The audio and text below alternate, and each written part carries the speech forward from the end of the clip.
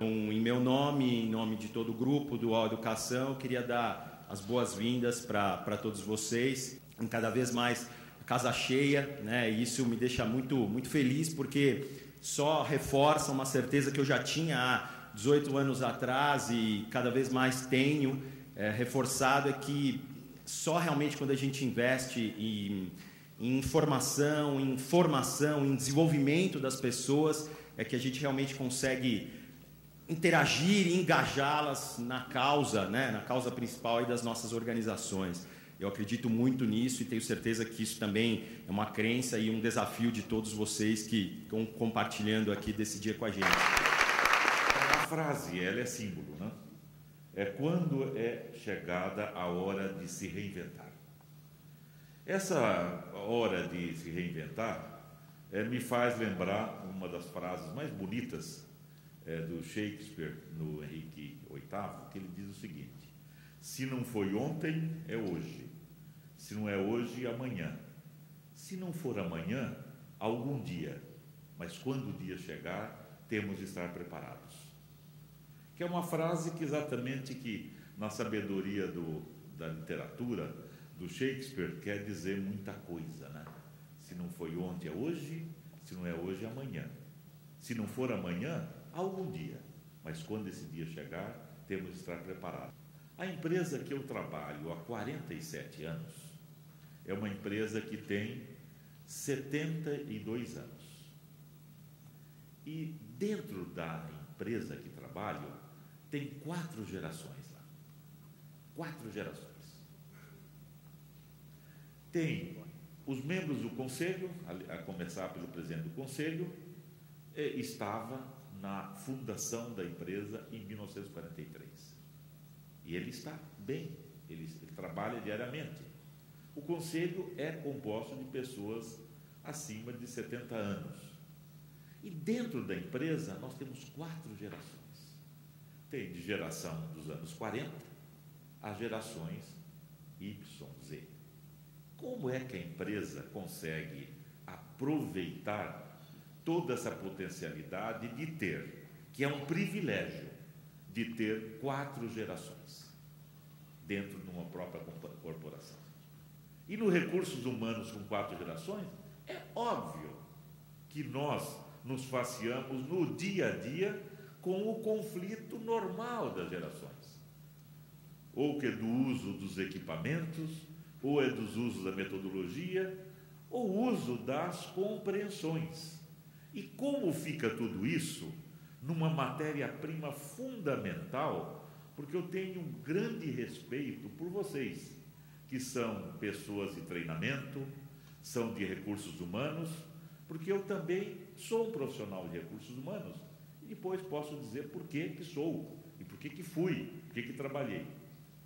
Como é que, de conflito de gerações, nós possamos ter um acordo de gerações? A mensagem que eu deixaria seria um pouco essa: a hora de se reinventar é uma hora assim, permanentemente. A empresa saber qual o seu papel, qual que é a sua missão corporativa e qual o papel que os seus recursos humanos desejam para a sua própria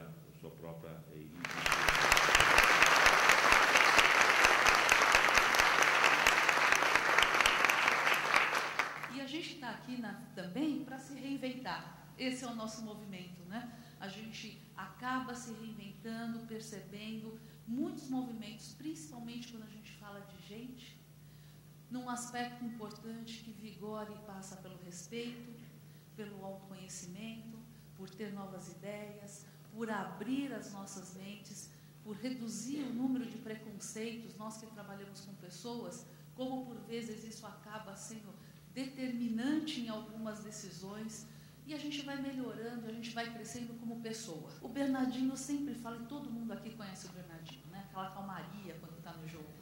Tranquilo, tranquilo. Mas uma coisa é certa, a gente vibra com aquele jogo de vôlei indiscutivelmente. Até quem nem gosta de vôlei acaba vibrando. E uma das verdades que ele passa para a gente é que a vontade de se preparar necessariamente deve ser maior do que a vontade de vencer. Ou seja, o que ele está falando? Gente, aposta no autodesenvolvimento, aposte no conhecimento para que a gente possa ter um caminho de desenvolvimento e de carreira, como foi citado aqui. E a gente percebe isso quando nós pensamos um pouco na Fundação Bradesco. Qual é o papel dessa fundação hoje num país que carece necessariamente de tanta educação? Nós estamos falando de 40 escolas, de mais de 100 mil alunos, que certamente terão oportunidades no nosso Brasil, independente de onde estão. Agora, nós, né, profissionais de RH, como é que fica a nossa participação, que começa na empresa e necessariamente pode ir além dos muros da empresa? Como é que a gente enxerga um cenário que hoje apresenta para a gente 3,8 milhões de crianças fora da escola? Como é que a gente pensa num futuro onde temos 14 milhões de pessoas que não sabem ler e escrever? E 75% dos analfabetos com dificuldade de entendimento. E há uma linha na FIA que traz alguns índices que conseguem ser mais alarmantes do que esse. Que cerca de 50% da população alfabetizada começam a apresentar também essa dificuldade de entendimento. Ou seja, gaps educacionais que hoje são percebidos e que apresentam-se como carências até de entendimento. Eu acredito que essa é uma situação, gente, que nos coloca com uma missão muito maior do que aquela que está escrita na organização. O que a gente está fazendo com a nossa possibilidade de ampliar os recursos, os conhecimentos e o acesso à educação? Uma coisa que eu aprendi ao longo do tempo, e eu quero compartilhar com vocês, é o seguinte: existem alguns movimentos ou algumas coisas que devem ser mudadas numa organização, e outras têm que durar. A gente, quando pensa em inovar, parece que quer mudar tudo, né? Nada pode ficar no lugar, senão não agrada. E não, a experiência tem mostrado isso de uma forma muito especial. Algumas coisas devem durar por muitos e muitos anos. Cabe a nós a sabedoria e a percepção do que é que a gente mexe, do que a gente muda e do que a gente não muda. A gente escolheu trabalhar apenas com 6 tendências. Analisando as 10 tendências lá de 2014, nós percebemos que 6 delas, que são essas que estão aqui, o saber social, o método imersivo, o Tinkan, a smartificação, o conteúdo fragmentado e a aprendizagem flexível, a gente entendeu que essas são as 6 tendências que estão mais próximas hoje do dia a dia do mercado corporativo. São elas que podem trazer impactos diretos e mais relevantes amanhã no nosso projeto, né? Como a gente vai mostrar agora no final da apresentação, num projeto que já está acontecendo. Antes de falar delas, no entanto, eu queria só relembrar uma coisa super importante quando a gente fala de tendência, metodologia, novas tecnologias, que é o ponto central na educação online continua sendo o aluno, continua sendo a aprendizagem, né? Então, e isso explica, inclusive, por que nós estamos aqui hoje falando de tendências, né? O Alex e a Glaucimar falaram sobre quem são essas pessoas que estão chegando hoje nas nossas organizações, né, nas nossas empresas. E isso explica por que a gente tem que pensar, a gente tem que reinventar a forma como a gente oferece educação para elas, né? Quando você olha para as tendências ou para as metodologias, você não pode olhar, tipo, eu vou querer usar essa e essa, né? Não é assim que funciona. Você tem que saber qual é o seu objetivo, qual é o desafio daquele produto, daquela ação educacional, para depois você falar, bom, então o que vai me ajudar, né, a vencer esse desafio? Quem quiser, a partir de agora, eu tenho aqui algumas perguntas que foram sendo coletadas ao longo da semana, mas vou ficar sempre de olho, é só levantar a mão. Se na sua mesa não tiver um microfone, provavelmente na do lado deve existir, e aí a gente vai passando essas perguntas para eles, tá? Enquanto isso, uma pergunta aqui para o Rodrigo. Rodrigo, aqui a gente teve uma pergunta que foi assim, que a gente sabe que o seu projeto, ele tem muito treinamento sobre produto, característica, benefício, enfim, TV, qualquer eletrônico. mas em algum momento você introduziu um componente comportamental, né? A pergunta é, como é que você conseguiu convencer os seus líderes, né? Como é que você conseguiu convencer os seus gestores de orçamento para aprovar uma verba para que você investisse não só no treinamento técnico, mas também num treinamento comportamental, equilibrando um pouco dessa balança entre focar na empresa e focar no indivíduo? E como você conseguiu e o que isso te gerou, o que você está conseguindo medir? Na verdade, o primeiro índice que a gente até utilizou foi os próprios valores da companhia. Como é que você diz que tem pessoas aí dentro da estratégia da companhia se não vai investir nelas, né? Então, acho que esse foi o principal argumento. A Electrolux ela tem uma característica um pouco diferente do mercado de linha branca, porque os nossos promotores, nosso field force é funcionário, então não é terceirizado. Então, como é que eu tenho aí 500 pessoas no Brasil, bato no peito dizendo que são funcionários e não desenvolvo? Então, esse é o primeiro ponto também que a gente bateu. Pessoas. Obviamente, com o patrocínio do RH, a minha área de treinamento é um pouco diferente, porque a gente não fica dentro do RH. Para surpresa, acho que da maioria, nós ficamos dentro do marketing corporativo. Então, eu respondo para diretores de branding. Branding, treinamento... porque realmente a gente acredita na construção da marca no dia a dia, no ponto de venda. Então, essa foi a primeira parte. A gente tinha dentro de casa já a área de pós-venda, já tinha os produtos Sapiência, que já era um sucesso com eles. A gente fez um piloto, aplicou o Sapiência, aplicou um, aplicou dois. No terceiro, a gente recebeu muitos e muitos e-mails agradecendo. Era o curso de gestão financeira pessoal. E a equipe que recebeu, eles mesmos se questionaram: por que gestão financeira pessoal, sendo que eu tenho que vender geladeira? E eles se sentiram valorizados. E aí foi que surgiram as trilhas e foi caminhando. E quando a gente faz a pesquisa no final do ano do programa do ano, das novidades do ano, foi unânime. Todo mundo gostava do Sapiência já solto. Quando ele foi para uma trilha de desenvolvimento pessoal, desenvolvendo cada indivíduo, eles falavam que eles se sentiam realmente como indivíduo. Eu não estava só ensinando a vender geladeira, ensinando a vender fogão. Eu estava cuidando da família dele, eu estava cuidando da profissão dele, da carreira dele. Então, isso fez total diferença. E esses números, a gente teve, na última avaliação, 99% de satisfação, muito devido a isso. Eu queria ouvir um pouquinho de vocês, até pensando aí na questão da tendência da smartificação, o que vocês têm planejado para usar essa nova ferramenta que a gente tem para trazer efetivamente conteúdo e treinar os colaboradores.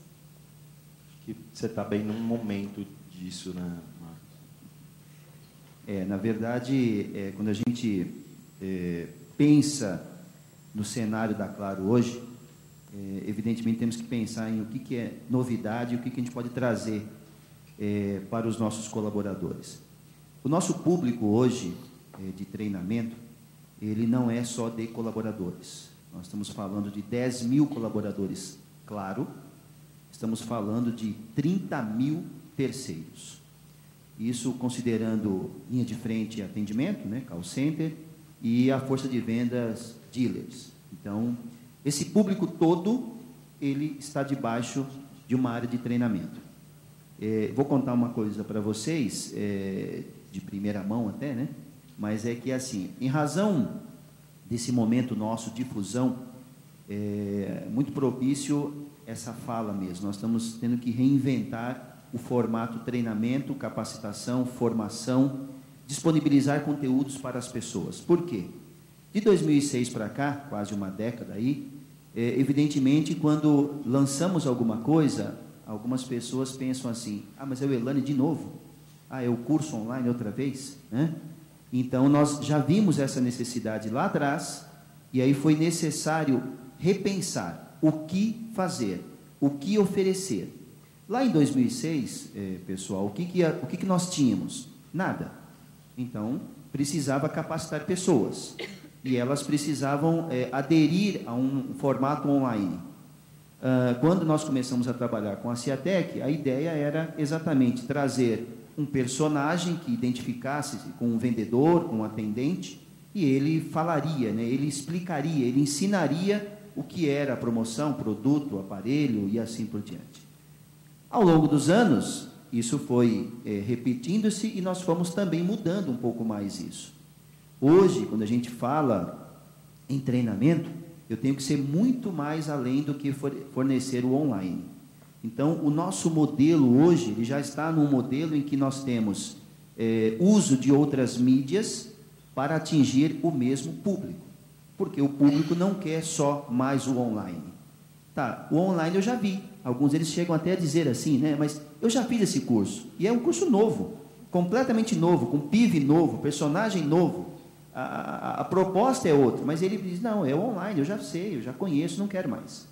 E eles não dizem, né? Eles demonstram, porque não acessam. É muito simples. E aí a gente sabe que é porque não querem. Então, assim, o que a gente precisou trazer? A gente precisou primeiro criar um formato diferenciado até do que é que oferecia-se para eles. Então, com isso nasceu a Universidade Claro, ou a Claro Universidade, a Universidade Corporativa da Claro, que tem como nome Claro Universidade. Quando você trabalha onde você tem recurso de tecnologia que te ajuda, como no caso de telecom, né? Então você tem internet, banda larga para todo mundo à vontade, não tem nenhuma limitação em relação a colocar vídeo como um canal de capacitação, não tem limitação de usar, porque muitas vezes a maior parte dos funcionários, ou eu diria a totalidade dos funcionários, tem um aparelho que é da companhia, dado para eles, com um plano que é pago pela companhia. Então, assim, você tem essa vantagem. Então, assim, é um choque quando você relembra que você não tem mais esses recursos à mão. Então, assim, acho que a smartificação ainda em companhias onde, na verdade, a gente está falando do plano de dados do próprio funcionário, estamos falando de um recurso que é dele, que às vezes nem é compatível com uma solução que você quer trazer, ainda é um obstáculo para a gente vencer, né? Eu estou falando de uma maneira geral, né? No nosso caso, especificamente, a gente está falando aqui da estratégia online, a gente acredita nela. A gente teve, por exemplo, nesse trabalho que a gente fez muito forte ligado ao comportamento, a gente fez tanto estratégia online quanto fez estratégia presencial. Eu acho que isso é uma cilada também, a gente achar que tudo vai ser resolvido com online. Eu falei aqui da vantagem, né, de ter um ritmo, de garantir a padronização. A gente está precisando construir aquilo com uma velocidade para dar gás no próprio plano da companhia. Então, eu acho que a ferramenta é útil nesse sentido, mas ela não é única. Então, a gente também não ficar refém de... Pronto, o custo-benefício é tão bom que às vezes a gente prefere ficar refém daquilo. Nossa, custo-benefício maravilhoso, está tudo resolvido. Só que não está resolvido. Achei alguma coisa que vai resolver todos os meus problemas, né? Não só vai resolver todos os meus problemas. Eu não posso perder de vista que, de fato, cada um aprende de uma forma, que aquela não é a única forma, principalmente se tratando de treinamento comportamental, olho no olho, ainda faz muita diferença. No meu caso, estou dizendo, no caso da empresa, né, da Sul América, é uma empresa que tem 120 anos. Então, assim, eu ouvi aqui o presidente do Bradesco falar e a gente fazendo ali uma reflexão no intervalo, quanto tem de similaridade, são pessoas que conheceram de outras gerações. Então, assim, pessoas que estavam acostumadas a ter 100% de treinamento presencial. Então, assim, ir para um treinamento online requer muita energia de engajar a liderança, de estar falando sempre sobre isso. A gente consegue bons resultados, mas é um esforço diário. E de trazer digamos, uma linguagem que fale com eles, né? Que tenha relevância para eles.